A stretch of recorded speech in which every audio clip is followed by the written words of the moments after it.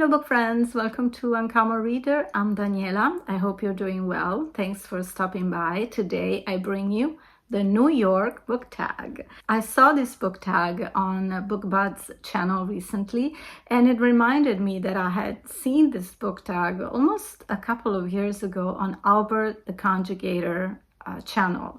And at that time, I thought, oh my God, this is such a great book tag. I'm going to do it. And then it sort of fell through, but I'm happy to pick it up again now that I'm in such a traveling mood, having come back from United States and planning hopefully stay in Paris in July. So since I'll be stuck at home for the month of June, well, maybe we can just take a trip to New York through this book tag. The book tag was created by Jim's Books, Readings and Stuff.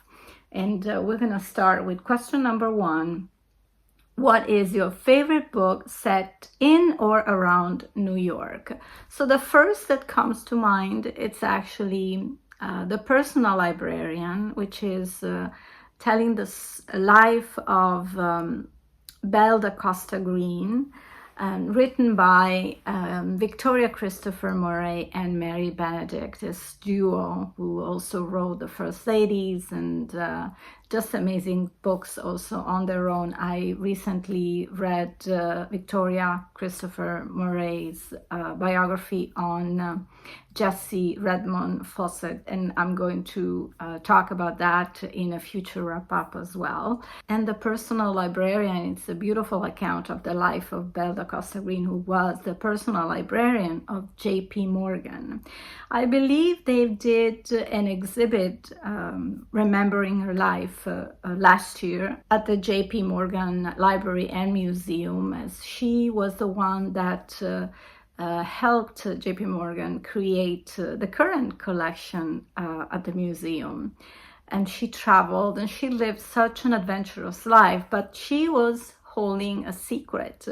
She was African American, but being lighter skinned, her mom made up the story that their family came from Portuguese origins. And probably that's how she got the job, because if she would have been stating that she was African American at that time, probably she wouldn't have gotten the job. And so despite the glamorous life that she lived, she always was in fear of being discovered, that something would bring up her real origins. And man, that was such a heartbreak to think that all that she accomplished, because she was so clever and intelligent, smart, that could have evaporated. So I really love this book, and this duo, they are such great storytellers indeed. Question number 2. New York is famous for its skyscrapers. What is the highest building you have been up to?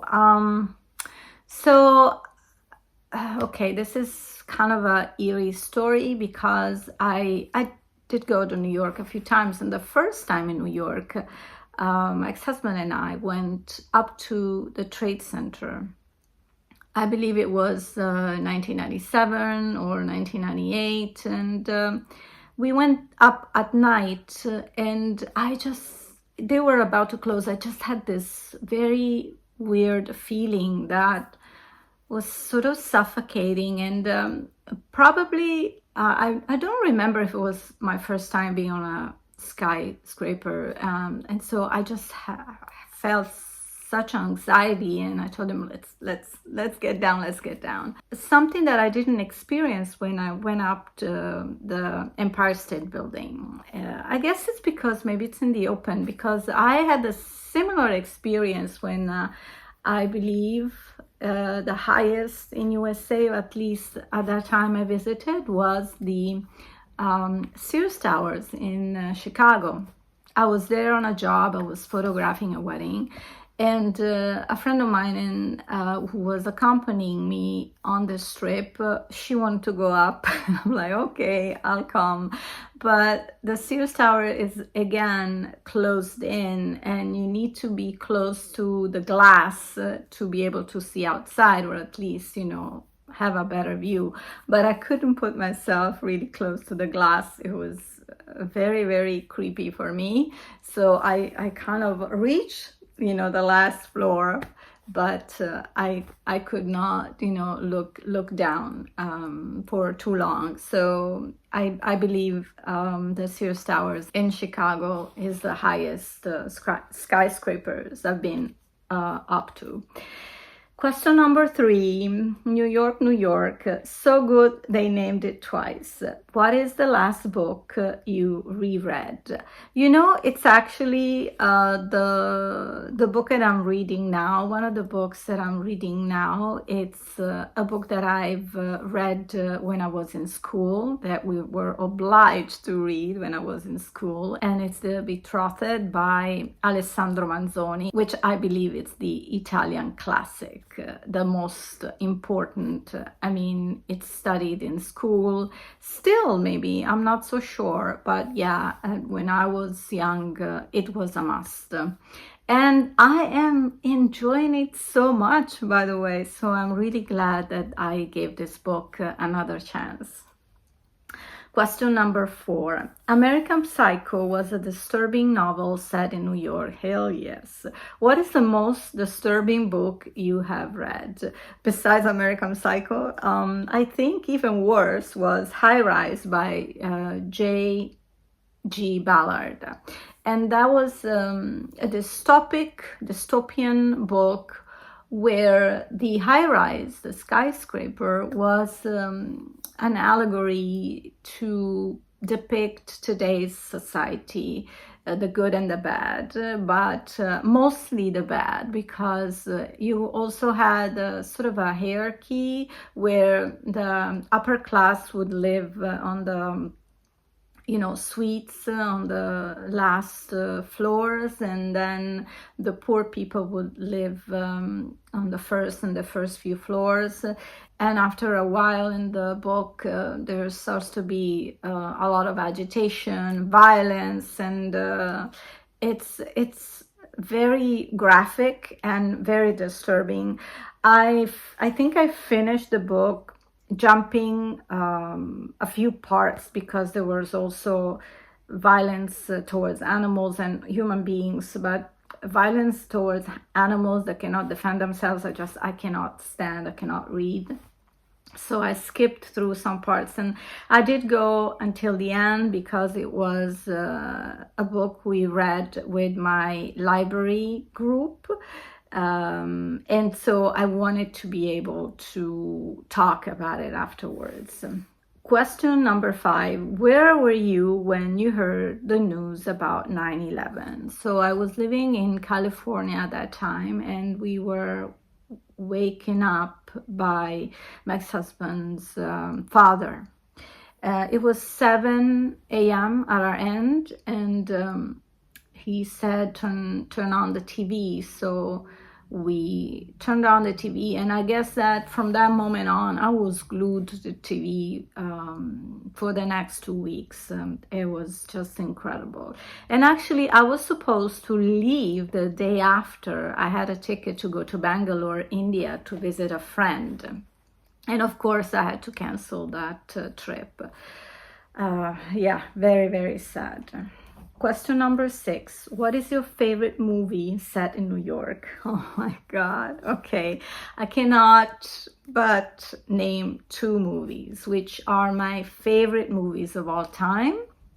And they are both romantic comedies, like they don't do these anymore. So these 2 movies are When Harry Met Sally with Meg Ryan and Billy Crystal, and You've Got Mail with Meg Ryan again and Tom Hanks.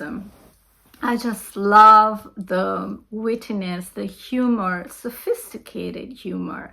Really, I don't think they make movies like these anymore. And I probably know all the lines in these movies, and whenever I'm on a flight, and a long distance flight, and I see these movies in the collection of movies available, I cannot resist. I will watch it again and again and again. And I will still cry at the end. I just get moved by, oh, Meg Ryan, when Meg Ryan was the girl next door, and we all adored her. And of course, Billy Crystal and Tom Hanks, adorable too.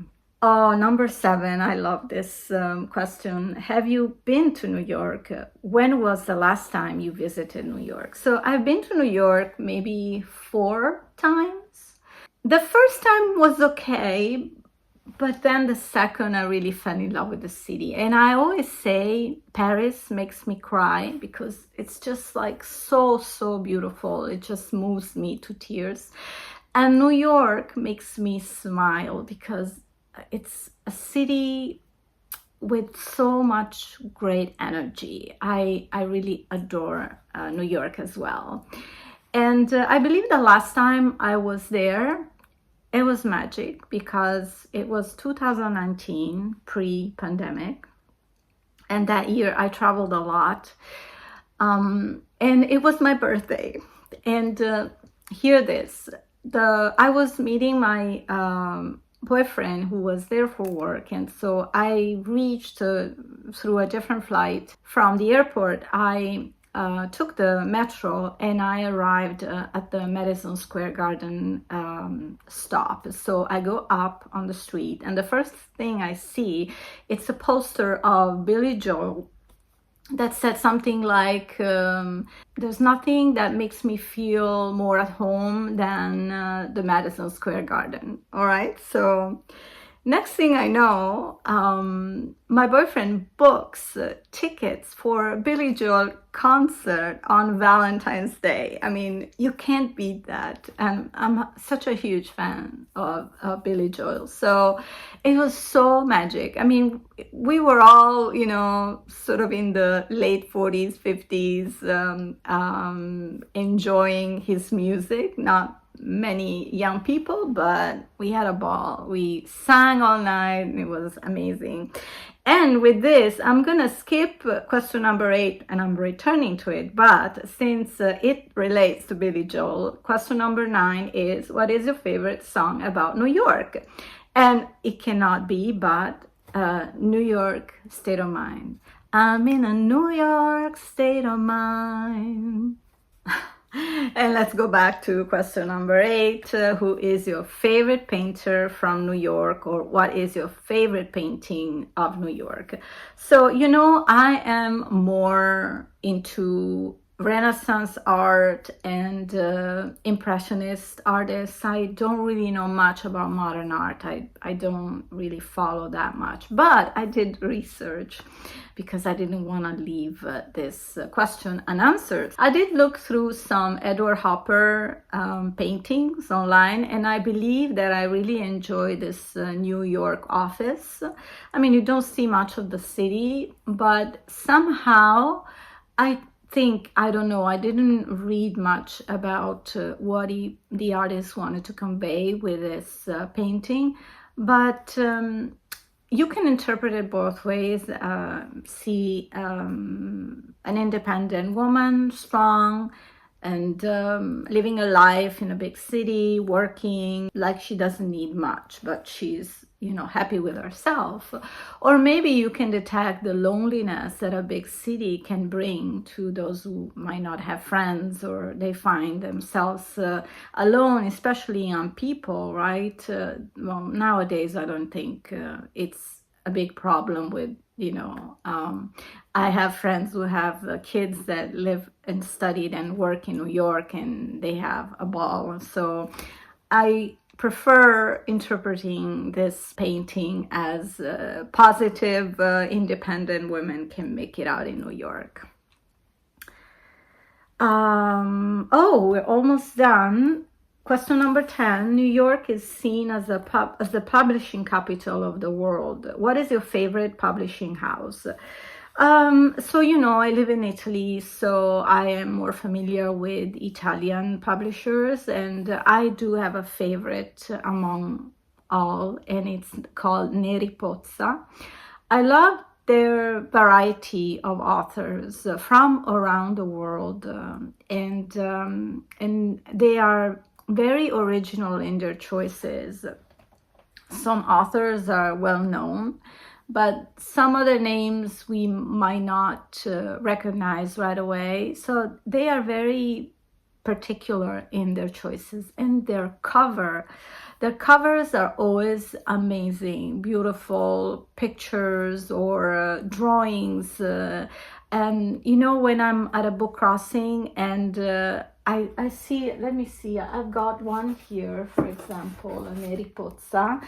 This is a Tracy Chevalier, by the way. So they have this particular logo, and always kind of white here. So whenever I see that logo at a book crossing, I'm like, ah, there's a Meripozza. So I'm feeling like I need to get it, even if I don't know the author, because for me they are a guarantee of great books. So they published the Seven Deaths of Evelyn Hardcastle, which I haven't read yet. And then what else do I have here? Oh yeah, they also published Natasha Solomon's Cleopatra. And all the Solomon's book, actually. I also have Casa Tyne-Ford that I haven't read yet. I think, very soon. So yeah, they have a very nice selection of authors, and also sort of not so known, but really good. I love Meripozza. And last question is, what is your favorite Broadway musical? So despite being in New York a few times, I've never gone to see a Broadway show.